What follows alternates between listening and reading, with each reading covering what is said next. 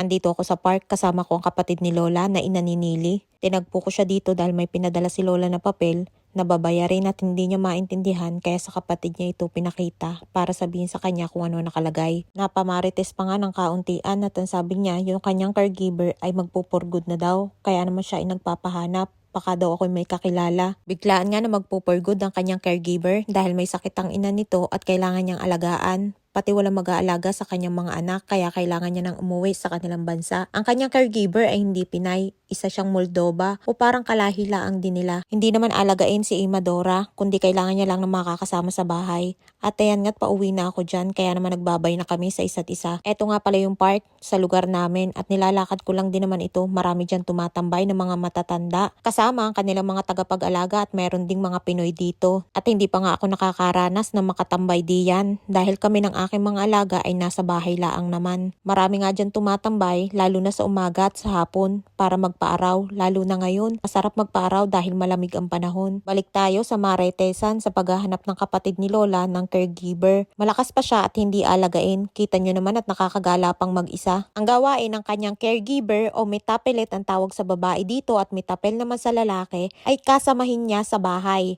Gumagawa ng mga gawaing bahay tulad ng pagluluto, paglalaba, paglilinis ng bahay. Hindi naman kalakihan yung bahay kaya hindi rin mahirap linisin. At kasama ni Imadora sa kanyang mga lakad tulad ng pag-swimming, pagsasayaw, kanyang libangan at kanyang exercise yun. Ang maganda sa kanya dahil malakas pa siya, ang kanyang caregiver ay nakakapag part-time sa hapon naglilinis bahay. Dagdag kita din yun, halos nasa 700 to 800 pesos sa pera sa Pinas ang isang oras. Bago ako umuwi, dumaan muna ako din sa bakery at bumili ako ng tinapay. Mukhang masarap ang donut kaya naman napatanong ako kung magkano. Abay 12 shekel. Halos nasa 170 pesos sa pera sa Pinas ang isang peraso. Kapag talaga nag-convert ka ay hindi ka makakabili. Kaya naman munay na lamang ang binagsakan. Pwedeng lagyan ng palaman. Masarap ang mga tinapay din eh. Meron din silang mga sandwich. Laging mga bagong luto dahil laging ubos ang kanilang mga tinda.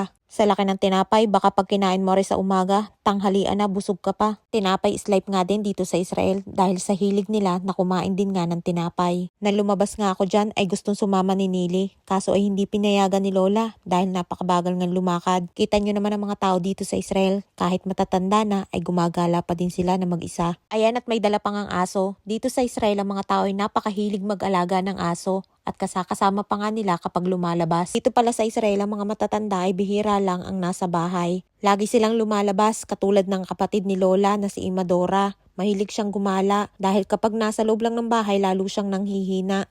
Kaya kita nyo naman ang mga Lola Bells at talaga namang gumogora. Thank you for watching.